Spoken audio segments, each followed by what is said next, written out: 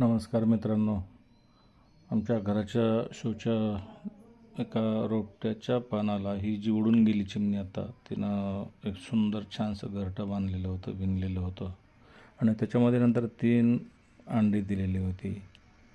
आता आपण पाहू शकतो की या घरट्यामध्ये आता त्या चिमणीनं दिलेल्या त्या 3 अंड्यांच्या मधून अत्यंत छोटे छोटे सुंदर अशी 3 चिमणीची पिलं तयार झालेली आपणाला दिसत आहेत.